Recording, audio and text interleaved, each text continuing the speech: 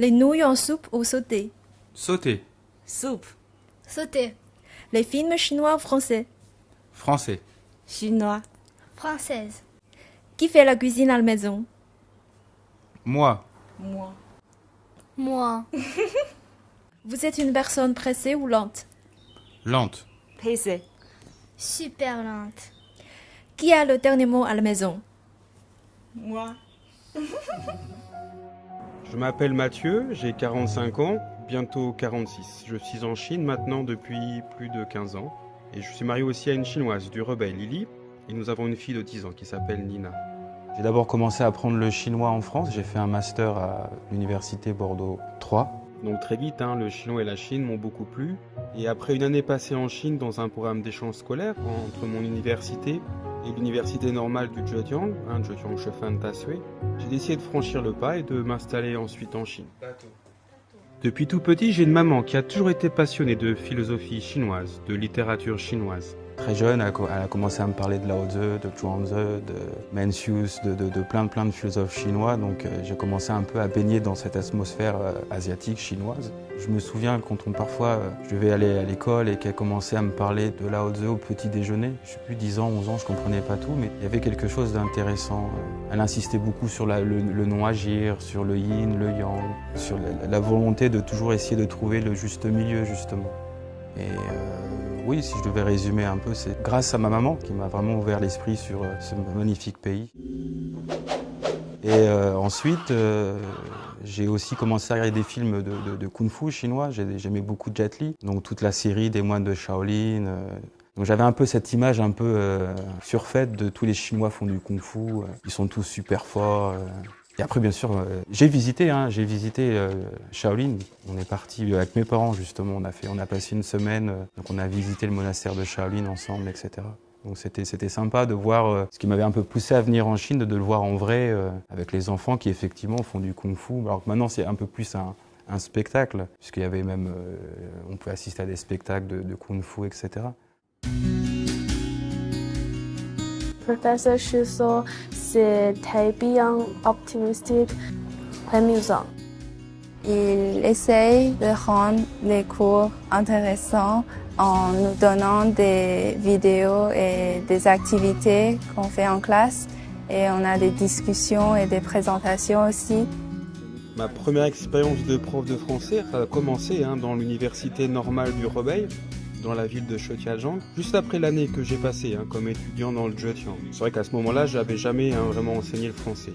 Donc j'ai un peu appris sur le tas et j'ai trouvé ça vachement intéressant puisque la Chine m'a donné la chance de commencer sans avoir une grande expérience dans ce domaine-là. Donc j'ai appris, j'ai commencé par enseigner le français, je faisais des erreurs, beaucoup d'erreurs de grammaire par exemple, c'était assez amusant parce que je me suis aperçu qu'en fin de compte je ne maîtrisais pas vraiment très bien la grammaire française, qui est assez difficile. Donc c'était amusant, parfois j'expliquais quelque chose et puis ils me disaient « mais non monsieur, en fin de compte c'est ça ». Ah oui, vous avez raison. Et donc le fait de devenir enseignant, j'ai commencé à réapprendre le français et je me suis réapproprié ma grammaire. Et c'est en me réappropriant ma grammaire que j'ai commencé à comprendre ma langue. Et ça, c'est vraiment quelque chose d'extraordinaire. Monsieur Shuso est un prof magnificent et j'adore son cours. Et je pense qu'il est plus d'un prof de français pour moi. Il est aussi un ami parce qu'il entend des choses que je parle et il me comprend. Il nous donne des conseils qui sont pas justement pour apprendre le français, mais aussi dans la vie. Il nous donne des conseils aussi. Pour moi, un professeur, c'est pas quelqu'un qui détient le savoir absolu. C'est ce que j'essaie aussi d'enseigner quand je suis dans mes cours, c'est qu'on peut faire des erreurs et que les erreurs nous permettent de progresser, d'apprendre et puis de s'amuser un peu. Faire des erreurs, je pense que c'est important. Parce que généralement, en Chine, les élèves ont un peu ce concept, en chinois on dit mianze, de ne pas perdre la face. Donc quand ils apprennent une langue, ils ont toujours un peu du mal à se lancer puisqu'ils ne veulent pas faire d'erreurs en fin de compte. Ils ont peur de se tromper, ils ont peur d'être jugés justement sur leurs erreurs. Et moi j'aime bien par exemple faire des exercices, j'écris des phrases au tableau et je leur dis voilà, il y a des erreurs, essayez de trouver les erreurs, essayez de faire un peu l'inverse. Je pense que ça c'est important pour les élèves de savoir que dans la vie on fait des erreurs. Enfants, adolescents et même adultes, on continue à en faire. Là, je parle pas seulement des langues, je parle dans la vie en général. Pieds nus ou en chaussons? Pieds nus. Chaussons. Pieds nus. Douche le matin ou le soir? Le matin. Soir. Soir. Vivre à Pékin ou à Shanghai? Shanghai. Pékin. Pékin. La cuisine chinoise ou française? Française. Chinoise. Française. L'eau chaude ou l'eau froide? L'eau froide. Chaude. L'eau froide. C'est déjà pas toujours facile les relations dans un couple, alors là en plus avec notre culture, vu que nos cultures sont quand même bien différentes, ça rajoute quelque chose de parfois un peu amusant. Il y a quelques petites différences par exemple, surtout dans nos habitudes.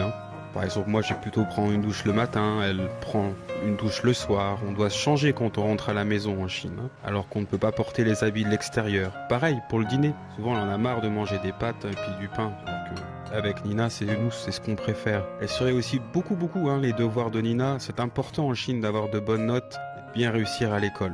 En fait, on s'aime surtout avec nos différences. Ce que je retiens beaucoup de la Chine, c'est qu'elle m'a donné cette chance de devenir la personne que je suis, cette chance aussi de devenir prof, mais aussi de devenir traducteur à mes heures perdues. J'ai commencé il y a quelques années à réviser le 10 heures de mots de Du Xinggang, alors que j'avais jamais travaillé dans ce domaine. Et ensuite, j'ai traduit un autre roman avec un ancien collègue, Simon, un collègue de l'Université des études internationales de Pékin. C'est cette Chine, ce pays qui m'a permis de me construire et qui m'a donné cette chance unique de pouvoir faire ce métier fabuleux, ce métier que j'aime tant, ce métier de professeur.